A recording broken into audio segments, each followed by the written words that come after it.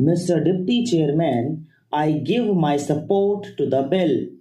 The bill carries out one of the major recommendations of the Bhor Committee on Health Survey and Development, of which I was a member. Now, one of the objects of this will be to provide an All India Institute for the advancement of medical knowledge and the training of medical personnel. It will provide refresher courses for the physicians working in our towns and villages. It will provide, I take it, facilities for higher instruction in modern medicine. I think the health minister, if I may say so with respect, was a little far too apologetic in defense of modern medicine. We don't stand today where we did 4,000 years back when our ancestors had creative minds and did a very great deal in the world of medicine. The world has moved far ahead during those 4,000 years, and if you want to benefit by medicine or by the facilities which medical science offers, you must be prepared to go to doctors who have knowledge of physiology, bacteriology, pathology, and who can perform the various tests which are necessary in order to diagnose diseases. There is a very great deal that can be done by way of research. Now, I should have liked some more light to be thrown on the organizational side of the institute. One of the questions which we had to consider was whether this institute should not be affiliated to the Delhi University or to any other university for that matter. We came to the conclusion that it should function as an autonomous institution having more or less the status of a university. But I do not, on reflection like this, segregation in education, the tendency to have special institutes and call them by the name of universities or to devolve on them the functions of a university has, I am afraid, been carried a little too far in this country. We have an engineering university and we have, I suppose, a technological institute. Should they call themselves universities? Now, a university is a place where knowledge is integrated.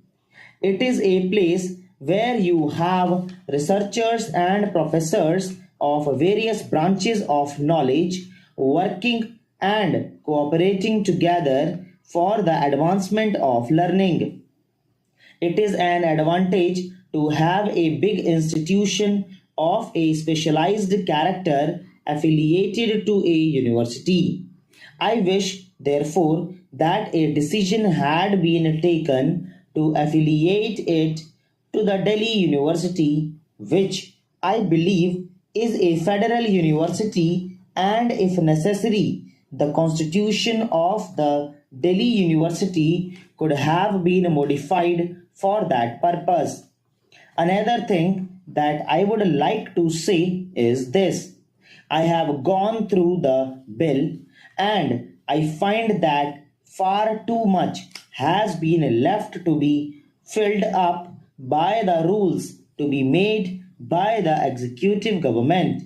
Now, by merely reading the bill, I can have no idea as to how the institute will actually function and what the measure of internal autonomy will be that the institute will possess. In a note which I had the honor of appending to the report of the Bhor Committee, we emphasized that the institution must not be allowed to develop in such a manner as to become a place for mutual admiration. We wanted, therefore, provisions to be specifically made in the Constitution for an external element on the academic bodies of the institution. Now, I think that the institute will have four representatives of the medical faculties of Indian universities to be nominated by the central government in a manner prescribed by rules. But the institute is not a medical faculty. The institute will have a governing body, and there will be many other bodies which will work as part of the institute.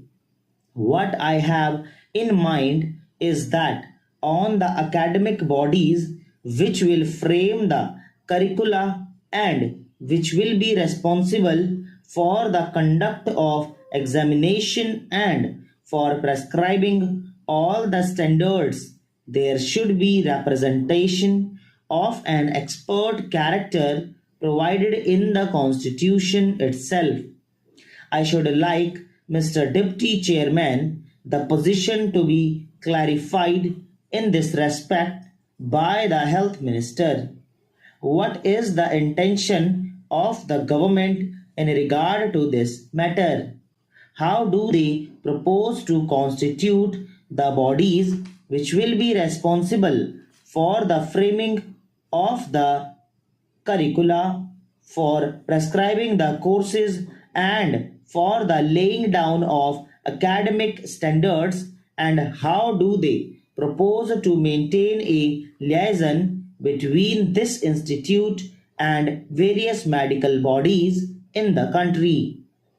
I think that at least we should have been given some information on this aspect of the matter, because I find that almost everything is going to be left to rules which are going to be framed hereafter, and we have no clear picture before us as to how this institute will function. That it is desirable to have this institute will be admitted. It is becoming increasingly difficult for our young men to get facilities for higher education in the bigger universities of Western countries. Those universities have their own problems. They have got to think of providing for their own young men first, and it is essential that we should have an institute in this country of a very high character where it is possible for research to be carried on under almost ideal conditions. We do not want to lag behind in the race for knowledge in the modern world so far as knowledge and research are concerned. While we have produced eminent physicians and while we have produced good practicing surgeons, it is a matter for regret that our output, so far as medical research is concerned, is poor. There are some people who have research to their credit that one reason for the lack of output in research is that the abler physicians in our medical institutions are allowed private work. They devote too much time to private practice. I have known professors of pathology and anatomy